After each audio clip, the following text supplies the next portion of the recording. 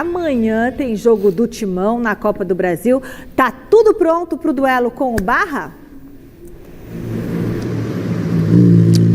Tudo pronto para o duelo com o Barra. O Corinthians finalizou nesta quarta-feira a sua preparação para a partida de volta da Copa do Brasil. O Timão venceu o jogo de ida por 1-0 graças ao gol de Jesse Lingard. Joga com o empate para se classificar para a próxima fase, para as oitavas de final da competição. E para essa partida, o técnico Fernando Diniz conta com o retorno de 2 jogadores do meio-campo. Alan e André, ambos cumpriram suspensão no clássico contra o São Paulo, voltam a ficar à disposição e podem inclusive ser titulares. A tendência é que o técnico Fernando Diniz leve a campo uma formação alternativa, se não for completamente reserva, porque esse jogo é visto internamente como uma ocasião perfeita para preservar os principais nomes em meio a essa sequência desgastante com jogos pelo Brasileirão, Libertadores e Copa do Brasil, até porque o Corinthians deixou a zona de rebaixamento, venceu o rival São Paulo no último final de semana, mas precisa seguir pontuando para se distanciar de vez das últimas colocações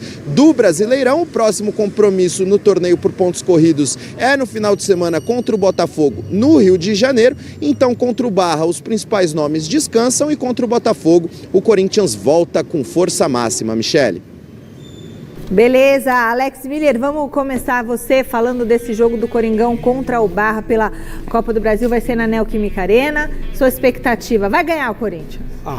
Se não ganhar do Barra em casa, aí começa a complicar a situação, né? Porque não pode nem pensar em correr riscos de não se classificar contra o Barra. É mais ou menos parecido com o Palmeiras. Assim, embora a vantagem do Corinthians seja menor do que a vantagem do Palmeiras, mas não dá para comparar elenco, qualidade, nada, né? Então o Corinthians vai jogar inclusive com um time misto, né? De acordo com as informações aí do Basédio.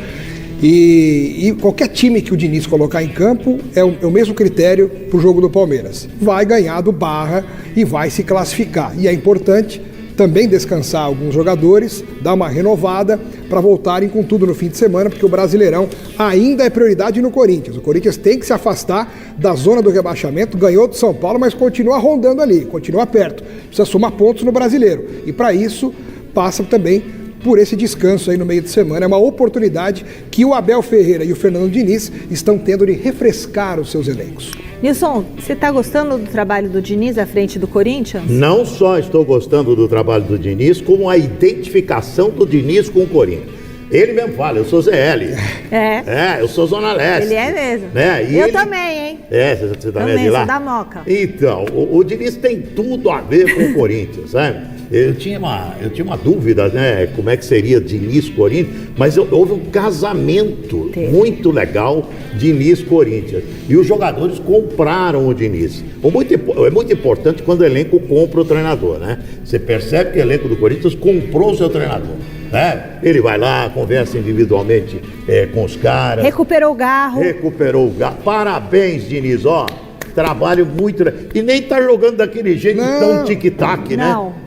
Tô gostando de ver. Até porque quando jogou, tomou o gol do São Paulo. É isso aí. Tem que tomar cuidado. É isso aí. A situação do Memphis Depay, ela segue indefinida, porque conforme o contrato dele com o Corinthians vai chegando ao fim, as especulações sobre uma saída do holandês do clube vem crescendo. E aí nós fomos atrás dessa história. Eu conversei com o diretor executivo de futebol, Marcelo Paz, na tarde de hoje, e ele me passou que o Corinthians ainda não jogou a toalha. Nos bastidores, o clube segue trabalhando para encontrar uma empresa que esteja disposta a custear a permanência do holandês. A gente lembra que o Memphis Depay já aceitou uma redução significativa no seu salário para seguir no Corinthians. É um desejo do jogador, é também um desejo de Fernando Diniz, que ainda não teve a oportunidade de trabalhar com o Memphis Depay. Então todas as partes estão na mesma página. Falta ainda o acordo com uma empresa para pagar os salários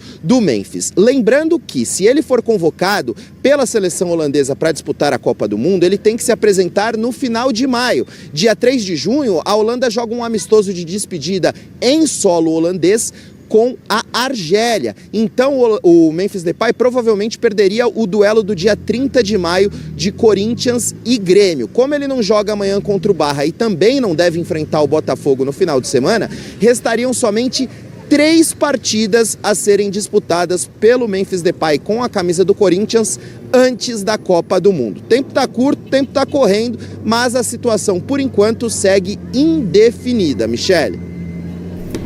Tá certo, Bozejo. Bom, e aí eu pergunto para o meu querido Nilson César, o que você acha? Você acha que o Corinthians, caso não consiga esse parceiro, deveria tentar renegociar com o Memphis Depay, ou esses valores são muito exorbitantes? Bom, se eu sou o Corinthians, eu dou uma passagem de ida para ele, para Amsterdã, para não voltar mais. Já tá bom. Já tá missão cumprida do Depay, sabe? Tomara que faça uma boa Copa do Mundo, sabe? Mas o Corinthians não pode ter essa irresponsabilidade. Seria você ser irresponsável mais uma vez, né? Já teve a primeira irresponsabilidade. Porque, pelo que eu saiba, ele está devendo ainda bastante dinheiro ao Depay. Mais de 40 milhões. É um negócio absurdo. 40, já está em 44. É um negócio absurdo. É absurdo. O clube está numa situação danada, né? Com as calças na mão, literalmente com as calças na mão, sem dinheiro para nada. E foi contrato do jogador para pagar 5 milhões. Não, é um absurdo. Tem um contrato lá que você tem assistência, o cara ganha dinheiro por assistência. Então, meu amigo, dá uma passagem de ida, boa viagem, boa estadia lá, vai para a Holanda, Estados Unidos, vai jogar bola nos Estados Unidos, tá fim de carreira. Tem um contraponto que o Corinthians está na dele também, de tentar articular algum esquema com patrocinadores para mantê-lo, já que ele aceitou uma redução significativa do salário, também das regalias, eu imagino, né? Porque o cara pode morar na Lua, tem 3 helicópteros por dia, ele pode fazer o que ele quiser em São Paulo, tudo custeado pelo Corinthians. Agora, se num novo vínculo ele aceitar tirar tudo isso, reduzir o salário, entrar numa realidade e o Corinthians conseguir algum patrocinador, algum parceiro, alguma empresa para bancar um novo contrato, aí o Corinthians está na dele para manter um jogador que tem um nível acima da média. Mas esse ano não está tendo um nível acima da média. Ele está mais machucado que jogando, esse é o problema. Né? E aí vai ter o patrocinador para pagar. Mas aí o patrocinador que se vire também, né? O custo-benefício dele, Alex, sem dúvida. O custo-benefício é muito alto. Concordo. Na conta do Corinthians eu acho que é muito alto também. Muito alto. Olha, e tem que pensar uma coisa, depois da Copa do Mundo, provavelmente muitos atletas vão ser vendidos. Yuri Alberto, voltar a fazer gol, né? Não, o André. Sim. O Garro também tá na lista? O Garro acho que não, mas assim, tem umas 4 baixas que a gente falou ontem aqui no Gazeta Esportiva. O Hugo Souza. Aí será que não deveria o Corinthians ir atrás de um patrocinador para trazer peças de reposição no elenco? Porque senão vai ficar preso ali com o Memphis Depay só. Eu sou mais a sua análise. Claro, traz peças de reposição, se eventualmente sair esses caras, do que você ficar com um cara que não joga. Sabe? Peraí. Foi o pior negócio da história do Corinthians, custo-benefício. Bom, e melhor pro Memphis, né? O melhor pro Memphis e o pior pro Corinthians. Né? Ele foi um sortudo. Quem será esse empresário? Arrumou o Corinthians. E um dia vai receber esse dinheiro, hein? Vai. Um dia recebe. Recebe. No meio da boa fase do Corinthians, tem um jogador que causa preocupação. Yuri Alberto. Bazejo, o centroavante está em jejum na temporada?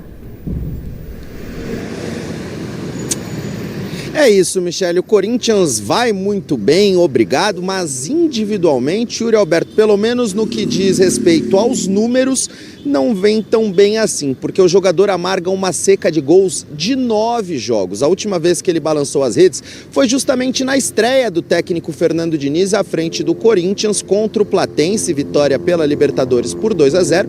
Yuri Alberto fez um dos gols. Antes disso, a maior seca do Yuri Alberto na temporada havia sido de 5 jogos sem marcar gols, então de fato o Yuri Alberto precisa reencontrar o caminho das redes, não deve ser titular amanhã contra o Barra, mas caso ele receba alguns minutos, é uma ocasião perfeita para ele acabar com esse jejum, dado o nível técnico do adversário, senão ele vai ter que tentar acabar com esse jejum domingo contra o Botafogo no Rio de Janeiro. A situação não é tão positiva, mas o técnico Fernando Diniz vem elogiando bastante o Yuri Alberto, disse que apesar dessa falta de gols, ele vem sendo muito importante para a equipe em diversos aspectos, principalmente nessa parte tática, viu, Michele? A que se deve essa seca do Yuri Alberto, Alex Miller? Difícil ter uma resposta objetiva para isso, né? Porque o Yuri Alberto, ele não deixa de lutar. Ele é um dos caras que mais corre em campo. né? Eu acho que se dedica à recuperação eu não digo que é física. invejável, porque invejável nos remete à palavra inveja, que não é uma palavra positiva, mas é algo que chama atenção no aspecto positivo, a luta do Yuri Alberto. Ele não se entrega jamais, ele tenta, ele briga, ele corre, vai, volta, e sabe, ele dá a vida realmente pelo Corinthians. O problema é que ele tem essas alternâncias, não é a primeira vez que ele passa uma fase assim, que ele fica muito tempo sem marcar gol, a gente sabe que isso incomoda, né? Ele viveu momentos terríveis no Corinthians, deu a volta por cima, com muito brio, com muita luta, virou um artilheiro, caiu nas graças do torcedor depois de ter sido achincalhado no começo. De meme, ele virou depois herói. Exato. Exatamente. Então, assim, ele já passou por essa gangorra no Corinthians desde que ele chegou. Agora a gangorra está lá embaixo. Eu acho que é só questão de trabalho, oportunidade, a hora que saiu um gol, começa a sair mais e naturalmente essa fase volta a melhorar. Não vejo assim algo para explicar, porque ele se dedica, ele luta. É questão de fase realmente, que acontece na vida de todo mundo. E ele tem uma coisa, né? A paixão do Diniz por ele é um negócio fantástico. Você viu a entrevista do Diniz falando do Yuri? Até para dar uma força pro cara. Falou, olha, eu queria ter trabalhado com o Yuri há muito mais tempo. Que legal, né? Mas que cara legal, que cara espetacular, que cara grupo, que cara companheiro, que batalhador dentro de campo. Então, quer dizer, o incentivo do técnico não falta para ele, não. O técnico acredita muito nele. E eu também acredito. Eu acho o Yuri um dos melhores centroavantes que nós temos aí no futebol do Brasil. É uma fase.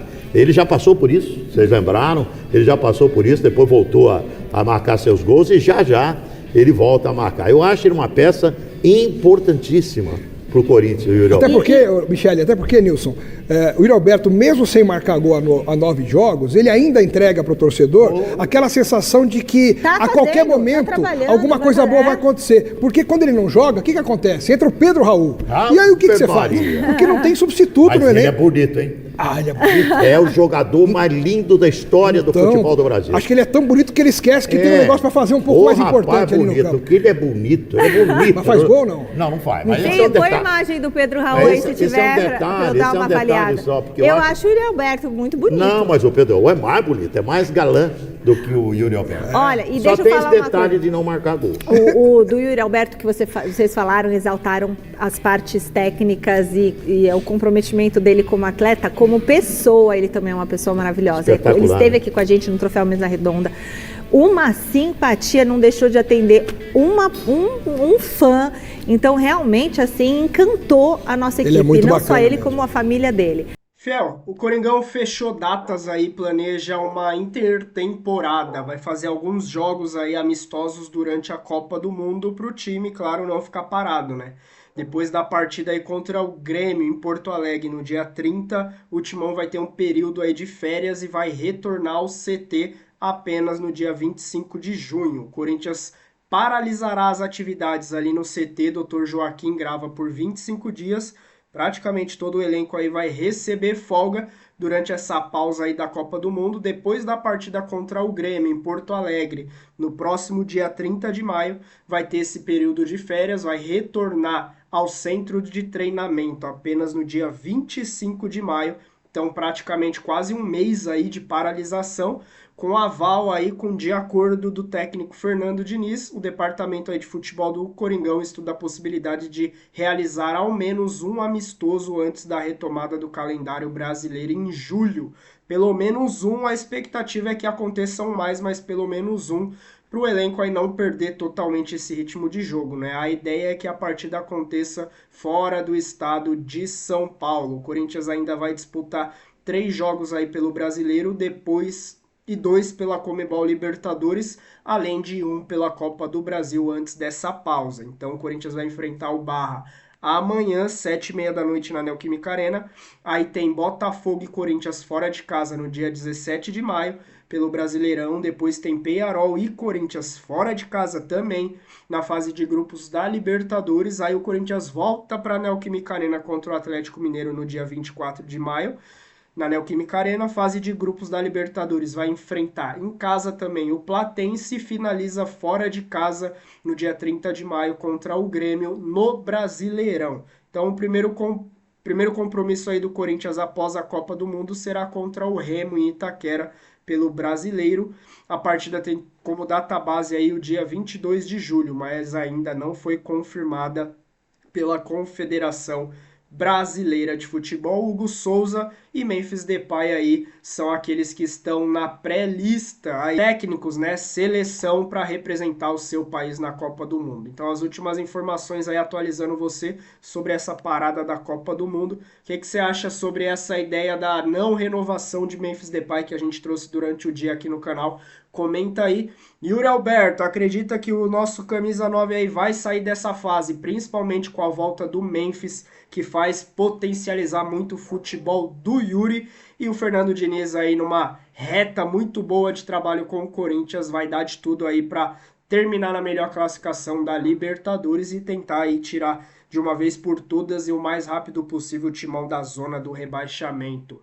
Perto da zona do rebaixamento, né? Porque graças a Deus da zona do rebaixamento a gente já saiu, só não pode voltar. Se inscreva aí no canal, fiel, fortaleça com o like de sempre. Eu sou o Lua, até o próximo vídeo, valeu!